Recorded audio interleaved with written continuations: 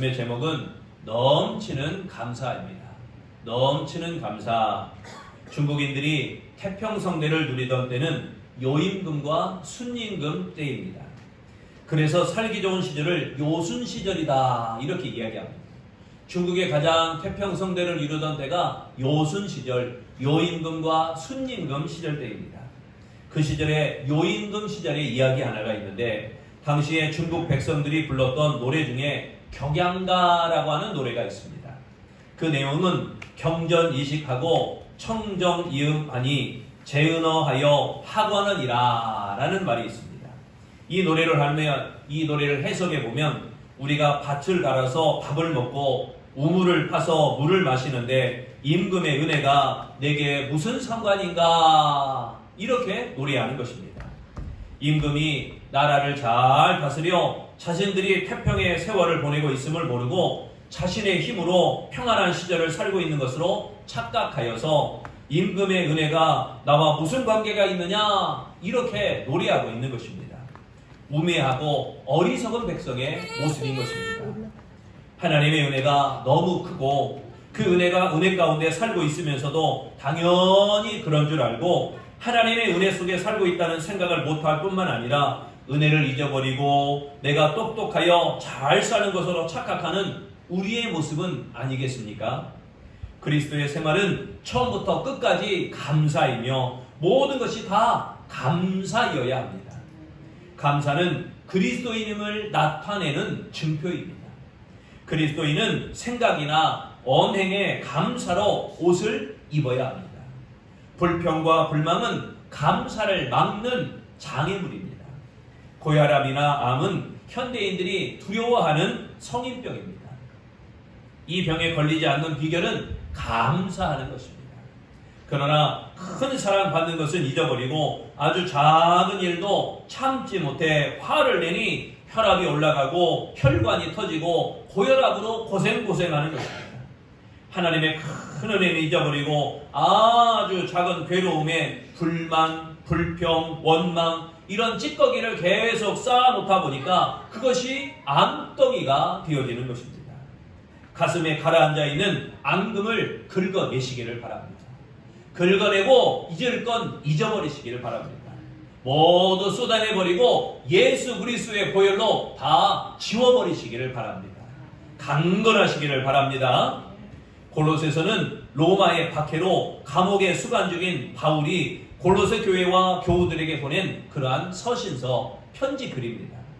사도 바울은 자유가 박탈된 감옥에서 오히려 이 골로새 교회와 성도들을 향해서 감사하라라고 권면하고 있습니다. 감사를 하되 넘치게 하라라고 말합니다. 넘치게 하라. 여기 넘친다는 말은 강물이 제방을 흘러 넘친다. 홍수죠, 홍수. 강물이 제방을 흘러 넘치는 홍수처럼 하라라고 말하는 겁니다. 감사가 솟구쳐 넘치는 상태를 의미합니다. 하나님께서 우리에게 맥추절을 지키라라고 말씀하셨습니다. 이것은 하나님의 은혜를 입고 살기에 은혜를 상기시키려는 하나님의 깊은 의미, 뜻이 담겨져 있는 것입니다. 과거 미국의 부통령을 지냈던 바 있는 마클레이가 감사를 이렇게 고백했습니다. 나의 부친이 큰 집을 짓게 된 것이나 많은 농토를 소유하게 된 것이 축복이 아니라 나의 아버지가 하나님께 감사할 수 있게 된 그 순간부터 우리 집안에 진정한 축복이 시작되었습니다. 소유가 많아진 것이 축복이 아니라는 겁니다. 넘치는 감사가 축복이며 그 은혜를 아는 것이 축복이며 넘치는 감사에 넘치는 축복이 있다고 고백하고 있는 것입니다. 그러면 넘치는 감사 신앙이 되려면 어떻게 해야 되는가? 첫째, 뿌리를 내려야 합니다. 캄보디아가 공산화가 될 때 피난을 가지 못한 선교사가 갇히게 되었습니다. 3년 동안 캄보디아에서 350만 명이나 학살이 되었습니다. 그가 피난해 있던 곳에도 300명 중에 30명만 살아남고 나머지 270명이 죽게 되었습니다. 그때 당시 선교사는 이렇게 기도했다고 합니다. 주님의 이름으로 기쁘게 죽을 수 있는 신앙의 용기를 주옵소서. 만약 제가 살아야 할 뜻이 계시면 먹을 것을 주시옵소서. 그때 하나님께서 큰 저수지를 발견하게 하시어 물고기를 낚아서 8개월을 연명하게 하셨습니다. 그리고 태국을 거쳐 지금은 미국에서 선교 사역을 하며 감사함으로 사명을 감당하도록 해주셨다는 것입니다. 예수 안에 뿌리를 내린 자는 결코 버림을 받지 않는 것입니다. 7절 말씀 다 같이 봉독합니다. 시작.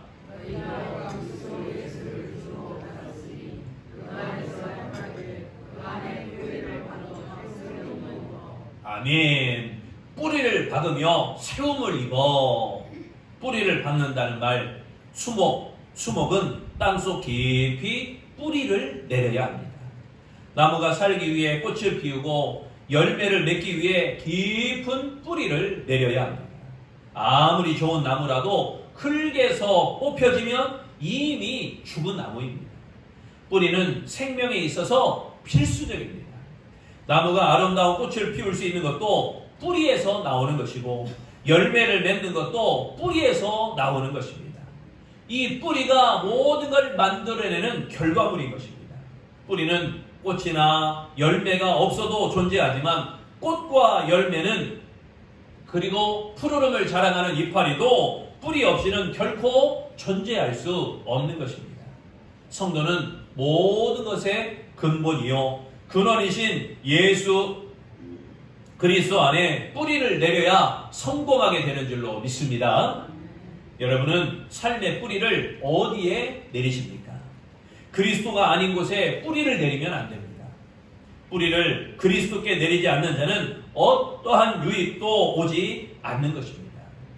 뿌리와 운명은 직결되어 있습니다. 예수 안에 뿌리 내리는 우리 아름다운 성도들이 되시기를 바랍니다. 이때 비로소 넘치는 감사가 가능하게 되어지는 것입니다. 예수 안에 뿌리를 확고하게 내린 사람만이 넘치는 감사를 하게 됨을 믿으시기를 바랍니다. 두 번째, 넘치는 감사 신앙이 되려면요, 교훈을 받아야 됩니다. 주의 교훈을 받는다. 뉴욕의 거리에 풍선을 파는 사람이 있었습니다. 장사가 안 되는 날에는 풍선을 하나씩 날려 보내곤 했습니다. 그러면 그 모습을 보고 사람들이 이 풍선을 사러 몰려오곤 했습니다. 한 번은 얼굴이 까만 흑인 아이가 와서 물었습니다. 아저씨, 검은 풍선도 하늘을 높이 날아갈 수 있을까요? 여러분, 그림에서 보다시피 풍선이 검정색은 별로 없잖아요. 이런저런 여러 가지 많은 색깔이 있는 풍선들이 대부분인데 검정색은 없어요. 흑인 아이가 와서 검정색 풍선도 날아갈 수 있나요? 물은 거죠. 풍선 장수는 아이의 마음을 읽고는 이렇게 대답을 했습니다. 얘야, 풍선이 하늘로 올라가는 것은 색깔 때문이 아니고 풍선 안에 무엇이 들어있느냐에 달렸단다. 풍선을 떠오르게 하는 것은 그 속에 헬륨 가스가 들어있기 때문입니다. 진정한 감사는 우리 안에 무엇이 들어있느냐, 그거에 달려있는 것입니다. 우리 안에서 나를 인도하시고 우리 안에서 나를 다스리시고 우리 안에서 나를 축복하시는 그 주님으로 말미암아 감사하시기를 바랍니다.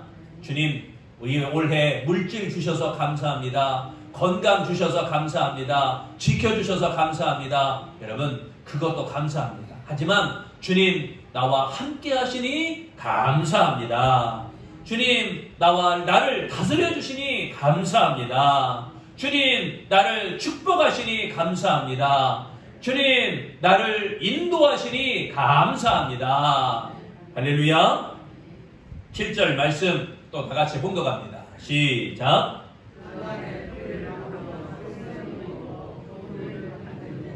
아멘. 교훈을 받은 대로. 이 구절 속에 변화의 원리가 들어있는 것입니다. 변화에 이르고자 한다면 충만의 원천이신 그리스도의 말씀을 받아 간직해야 됩니다. 말씀을 듣는 가운데 자신을 돌아보고 몰랐던 것을 깨닫게 되어진다면 성령의 역사인 것입니다. 성령의 역사로 생각이 바뀌게 되는 겁니다. 생각의 변화는 마음을 바꾸게 됩니다. 마음의 변화는 시각의 변화와 더불어 언어의 변화를 유발시키게 됩니다. 여러분, 은혜 받은 사람은요, 입의 언어가 아주 유익합니다. 거칠지 않아요. 성령에 충만한 사람은요, 툭 던져놔도 아멘, 할렐루야, 주여, 아버지 이러지 에이 뭐 이런 말을 잘 나오지 않습니다. 여러분, 은혜 받은 사람답게 은혜의 언어의 삶을 살아가시기를 바랍니다. 말씀을 받고 말씀의 역사가 내 안에서 솟구쳐 나와야 됩니다. 언어의 변화는 행동의 변화로 이어지게 되고, 이것이 반복될 때 습관이 되어지고, 이 습관이 인격으로 자리를 잡게 되어지는 것입니다.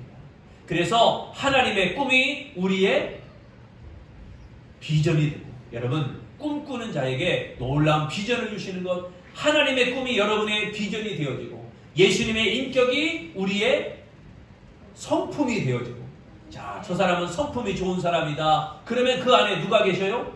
예수님이 계시는 것입니다. 예수님의 성품이 있기 때문에 우리가 인격이 그 안에서 나오는 것입니다. 성령님의 능력이, 권능이 우리의 능력이 되는 것입니다. 내 안에 주님이 함께 하시기 때문에 내 안에 비전이 있고, 내 안에 꿈이 있고, 내 안에 능력이 나타나고, 내 안에 하나님의 놀라운 인격이 형성되어지게 되는 줄로 믿습니다. 이것이 반복되는 겁니다. 습관이 인격으로 자리 잡게 되도록. 그러므로 예수님은 흘러넘치는 진리의 말씀과 제자들과 사람들에게 늘 말씀을 공급하셨던 것입니다. 그러므로 받은 말씀을 잘 간직하여 교훈을 받은 대로, 말씀을 받은 대로 말씀 그대로 감사함이 넘치는 삶을 살아가야 되는 것입니다. 그래서 본문에 교훈을 받은 대로, 이 말은 재생산의 의미가 강하게 내포되어 있는 것입니다. 교훈을 받은 대로 재생산이에요. 말씀을 받았으면 그 말씀으로 말미암아 내가 재생산을 해내는 것입니다. 12 제자들은 예수님으로부터 3년 반의 긴 시간 동안 교육기간을 마쳤습니다. 초등학교는 6년을 교육해요. 중학교도 3년, 고등학교도 3년, 대학교는 4년을 교육합니다. 예수님을 따라다니며 3년 반을 배웠다는 것은 배울 만큼 충분히 배웠다고 볼 수 있습니다. 예수님은 말씀과 행동으로 제자들을 양육하시고 가르치셨습니다. 제자들도 성령 충만 이후에 그 가르치는 사람으로 살아가게 되었던 것입니다. 여러분, 은혜 받고 믿음의 삶으로 성령의 충만에 이르시거든 이제는 우리도 제자의 삶, 이제는 나도 가르치는 삶을 살아야 될 줄로 믿습니다. 여러분도 제자를 만드셔야 돼요. 전도해서 우리 교회에 내가 저 사람을 전도했다, 저 사람은 나의 제자다 하면서 그 사람에게 말씀으로 양육할 수 있고, 기도로 행함을 보일 수 있고, 예배로 내가 솔선수범할 수 있는 제자의 삶, 제자도의 삶이 되시기를 바랍니다. 말씀을 유통시키는 자의 삶을 계속해서 이어가 살아간 것이 제자들이었던 것입니다. 내가 받은 말씀, 내가 받은 은혜를 삶의 현장에서 나누게 되어진 것입니다. 말씀의 통로가 되어진 거죠. 제자들은 받은 은혜를 유통시키는 사람입니다. 즉, 은혜는 간직하는 게 아니고 흘러 넘치게 하는 것입니다. 내가 이만큼 은혜 받았으면 됐다 하고 그만하는 게 아니고, 은혜는요 흘러 넘치는 것입니다. 생수의 강과 같이 은혜는 흘러 넘치도록 계속해서 부어줘야 되는 것입니다. 그러므로 넘치도록 나눌 수 있으면 은혜를 넘치도록 반드시 받아야만 되는 것입니다. 저수지에 물을 채우듯이 하나님의 말씀을 속에 가득하게 채울 때, 그리고 비는 계속 옵니다. 샘은 솟아납니다. 그럼에도 멈춤이 없이 계속해서 부어지고 채워지고 넘쳐 흐르도록 은혜의 삶을 사는 것, 이게 곧 하나님의 말씀의 역사고 우리 안에 교훈을 받은 대로 행함이 있는 하나님의 사람이 되어지는 것입니다. 하나님을 향해서 감사함이 이렇게 넘치는 교훈으로 말미암아 이루어지시기를 축원합니다. 세 번째, 넘치는 감사 신앙이 되려면요 믿음에 굳게 서야 됩니다. 오스트리아 작곡가 하이드는 황제 놀람이라는 100여 편의 교향곡을 남긴 교향곡의 아버지라고 불리기도 합니다. 그런데 하이든은 독실한 기독교 신자로 3대 오라토리오 중 하나인 천지창조를 작곡했습니다. 그의 음악은 밝고 즐거워서 사람의 마음에 생기를 불어넣어줍니다. 그러나 하이든은 매우 가난한 환경에서 자라났습니다. 그의 부모는 하이든의 음악적 재능을 인식하고 가난에도 불구하고 6살 되던 해에 그를 음악 훈련원에 보내게 되었습니다. 그래서 2년 후에는 비엔나에서 소년 합창단의 일원이 되었고 그 후에 9년 동안 비엔나에 서 있는 성 스테반 성당에서 열심히 노래를 했습니다. 그런데 남자아이라면 성장기 때 한번 오는 거 있잖아요. 변성기 때문에 목이 허스케지고 목이 소리가 나지 않는 변성기가 되자 성당에서 해고되었습니다. 그래서 비참한 신세가 되었습니다. 하이든은 개인 교습이나 비엔나 세레나데 악단에서 바이올린을 연주하면서 하루하루 근근히 먹고 살았습니다. 그러한 시절에 쓴 일기가 다음과 같이 기록되어 있습니다. 하나님께서 나에게 은혜를 베푸셨다는 것을 나는 안다. 나는 그것을 감사하는 마음으로 인정한다. 나는 또한 나의 작품들을 통하여 나의 사명을 다하며 세상에서 쓸모있는 사람이 되리라 믿는다. 다른 사람들에게도 그런 믿음이 있기를 바란다. 할렐루야. 우리 이 말씀을 기억하며 7절을 다시 한번 하반부를 봉독합니다. 시작.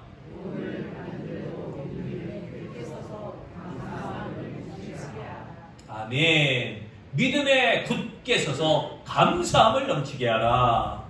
믿음과 감사는요 정비례합니다.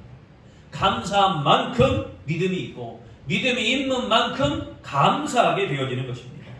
믿음이 좋은지 믿음이 안 좋은지 평가는 평소에 감사하고 사는가 이걸 보면 알 수가 있습니다.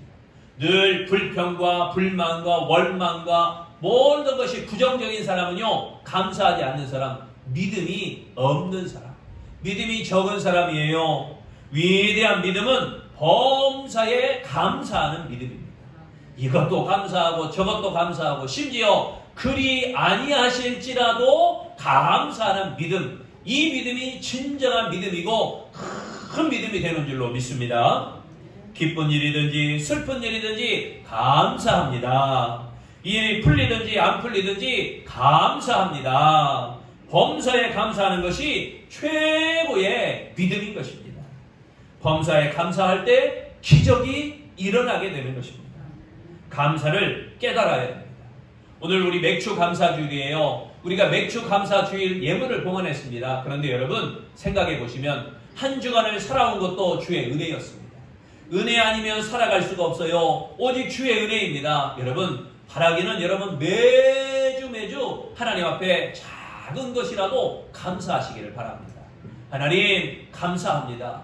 지난 한 일주일 동안 이렇게 살아오게 하신 것 감사합니다. 여러분 심지어 하나님 앞으로 일주일도 선하게 인도하실 걸 믿고 감사합니다. 감사를 고백하고 감사를 심고 감사를 드리며 감사를 키워 나아가시기를 바랍니다. 불행하다는 것은 감사하는 삶을 잊었거나 감사하는 삶을 찾지 못했기 때문에 불행한 것입니다. 감사의 눈으로 세상을 보세요. 감사하면 세상이요 아름답게 보입니다. 감사하면 삶이 즐겁습니다. 감사하는 피곤함과 고달픔이 사라집니다. 감사하면 보람과 기쁨이 있습니다. 감사하면 하나님의 음성과 사랑을 발견하게 됩니다. 과거에 집착하고 과거에 연연하고 과거를 뒤돌아보면요 그것 때문에 우울하고 낭망하고 낙심하고 근심됩니다. 그러나 지금을 보세요. 지금 당장 그래도 지금이 감사합니다. 지금 이렇게 인도하시니 감사합니다. 지금 이렇게 역사하시니 감사합니다. 지금 이렇게 나를 축복하시니 감사합니다. 지금 나와 함께 하시니 감사합니다. 감사 절기가 되면 교인들에게 미리 헌금 봉투를 나누어주고 작정 헌금을 하라고 그러죠. 저희도 저번 주에 맥주 감사 헌금을 하십시오 하고 여러분께 봉투를 나누어 드렸잖아요. 예전에 연로하신 목사님들은 그것을 예배 시간에 꼭 발표를 하셨어요. 그런데 장로님의 작정 헌금이 30만 원이었어요. 그래서 장로님이 30만 원이라고 써서 나 목사님 나는 30만 원 헌금하겠습니다 하고 작정 헌금이니까 써서 냈어요. 네, 목사님이 그걸 다 읽으셨습니다. 아무개 장로님 30만 원인데 이 목사님이 동그라미 하나를 실수로 더 말씀하십니다. 장로님이 30만 원 아니라 300만 원 이렇게 말씀하십니다.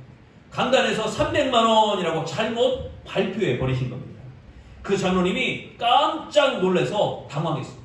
그래, 내가 가지고 있는 돈이 이만큼이니까 이 정도는 내가 헌금할 수 있겠다 하고는 30만 원 그 정도는 내가 이번에 해야겠다 했는데 목사님이 300만 원 하니까 얼마나 깜짝 놀라겠어요. 이 소식을 뭐 장로님만 들은 게 아니라 성도들 다 들었잖아요. 그러나 아무 말 없이 발표된 300만 원을 기꺼이 장로님이 헌금을 하셨습니다. 얼마 뒤에 목사님은 장로님께 미안하다고 사과를 하셨습니다. 목사님은요, 강단에서 300만 원이라고 말한지 알았까요? 모를까요? 몰랐어요. 그냥 읽다 보니까 본인이 실수로 30만 원을 300만 원이라고 잘못 이야기했는데 본인도 그걸 말하고 잊어버린 거예요. 그래서 성도들에게 소식을 듣고 아, 내가 잘못 말했구나 하고 장로님에게 장로님 죄송합니다. 강단이었는데 조심했어야 되는데 내가 잘못 말했습니다. 그러자 장로님은 미소를 지으며 이렇게 말씀하셨다는 겁니다. 목사님, 저는 제가 30만 원짜리 감사 인생인 줄 알고 30만 원 헌금하려고 했는데 하나님께서 목사님 입을 통해서 300만 원짜리 감사 인생이라는 걸 알게 해주셨습니다. 사실 몹시 당황했습니다. 그날 밤 하나님께 이 문제를 놓고 기도하는데 기도하면서 가만히 헤아려 보니 제 인생이 30만 원짜리 인생이 아니라 300만 원짜리 사실을 300만 원짜리라는 사실을 깨닫게 되었습니다. 그래서 300만 원짜리 인생을 만들어진 하나님께 감사하고 300만 원짜리 인생을 출발할 수 있게 하신 목사님께 감사하는 마음으로 드렸습니다. 목사님, 제 인생의 값을 높여주셔서 감사합니다. 여러분, 넘치는 감사로 하나님께 영광을 돌리게 되어진 것입니다. 사랑하는 성도 여러분, 우리는 예수 그리스도를 주로 받아 그 안에 뿌리를 받고 세움을 입고 살아가는 구원받은 하나님의 백성이 되었습니다. 세상에 태어나서 사는 것도 감사한데 하나님의 은혜로 예수 그리스도를 주로 받아 그 안에 뿌리를 받고 세움을 입고 살아가는 은혜 가운데 살고 있으니 얼마나 감사한 일입니까? 당연히 우리는 하나님 앞에 넘치는 감사를 해야 됩니다. 부디 예수 그리스도 안에 뿌리를 받고 할렐루야 말씀대로 살아가며 믿음에 굳게 서서 항상 넘치는 감사로 살아가는 아름다운 성도들이 다 되어주시기를 축원합니다. 기도하겠습니다.